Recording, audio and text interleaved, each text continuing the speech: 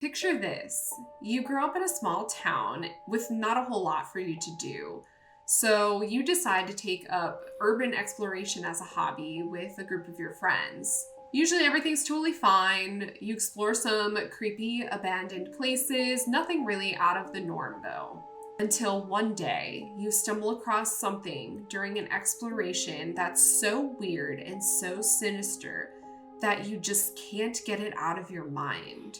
Today we're going to read a post from Reddit that's from a user who was from North Wales in the UK, and they have since deleted their account, but this post was made on r/let's not meet, and it is a rather old post, and it did get some traction, but I have reason to believe that there may be a lot of people that don't even know about this story because it wasn't quite that level of viral, honestly. So hopefully this is something you guys haven't heard before, and let's just jump right into it. So the OP starts off their post talking about North Wales and how it's absolutely breathtaking, like beautiful scenery, but growing up there wasn't really much for you to do as an adolescent, which honestly, I can relate to because I grew up in a small town in Florida, and I did very similar things to what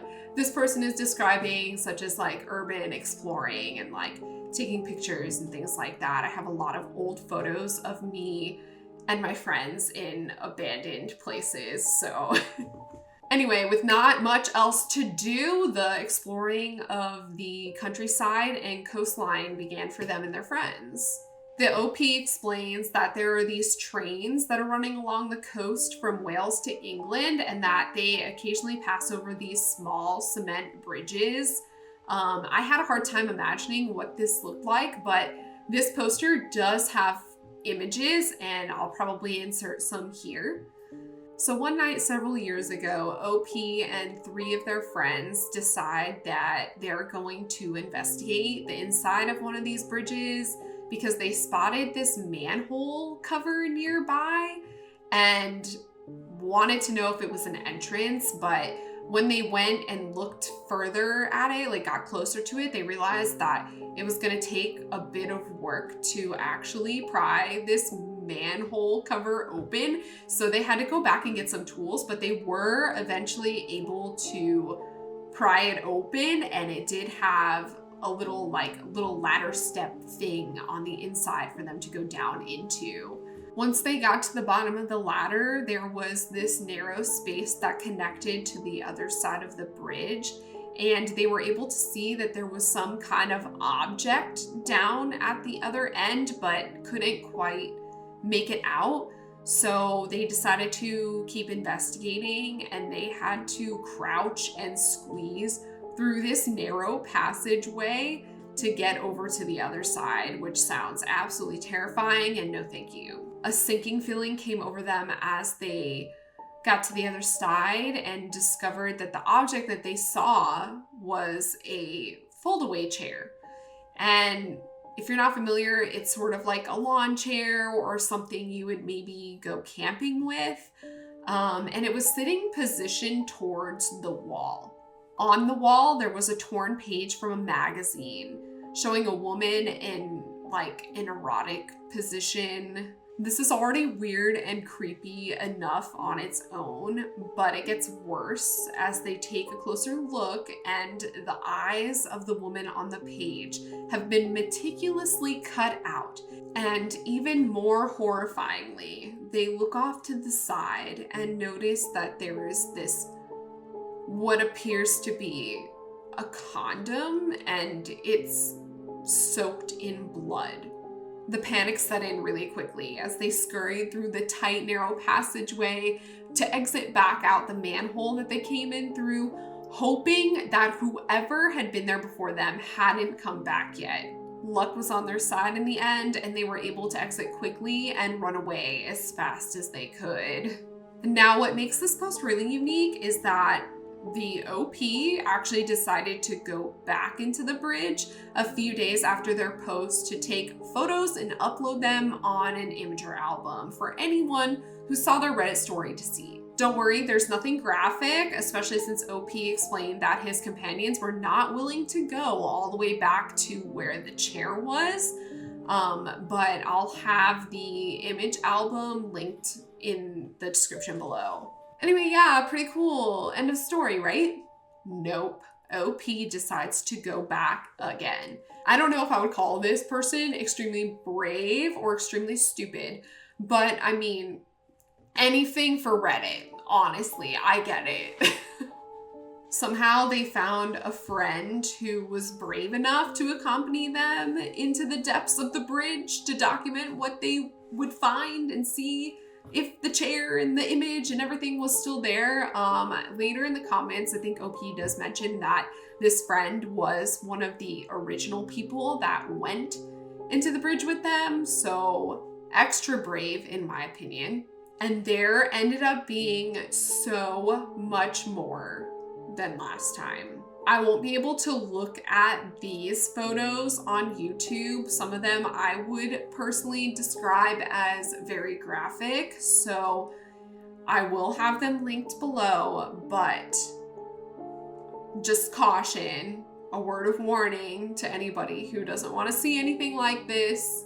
Just don't look at it. I can vaguely describe what is going on in the images.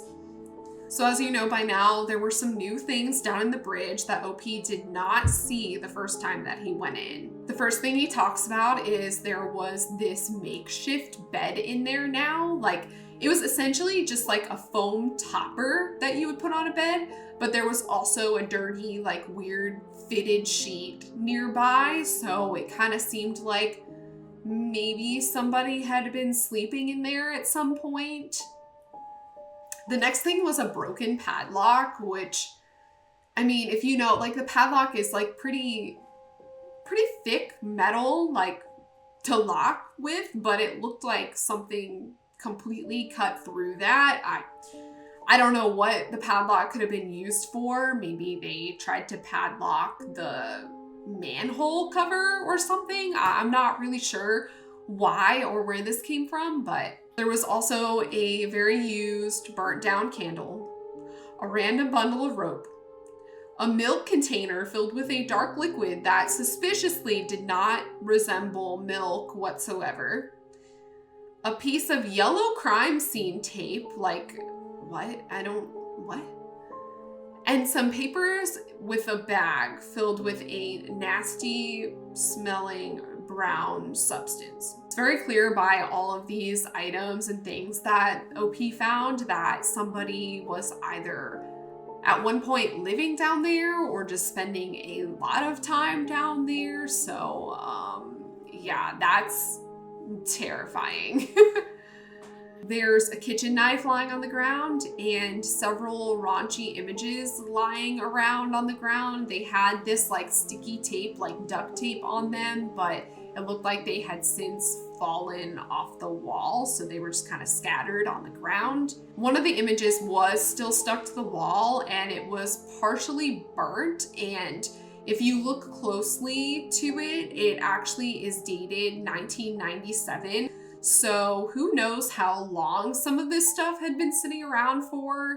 It's very unsettling. And of course, the folding chair was still there, still intact, but now with a red blanket lying nearby. Opie says that the condom that they mentioned in their original story was nowhere to be found, and this struck them as really odd because pretty much everything else they originally saw when they went into this bridge was still there except for that piece. So anyways, some terrifying and sinister discoveries to say the least, especially within this completely uninhabitable area inside of a small cement bridge.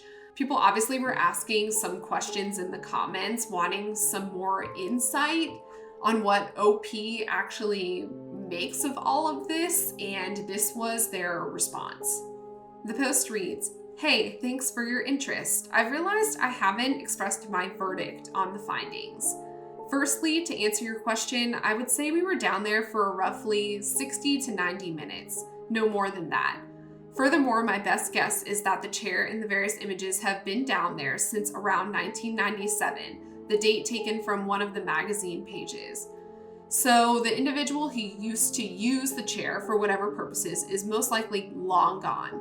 There's a fair chance he or she just used the area as a place to reside and put a few weird porn images to make it more homely. Not that we would ever consider that homely.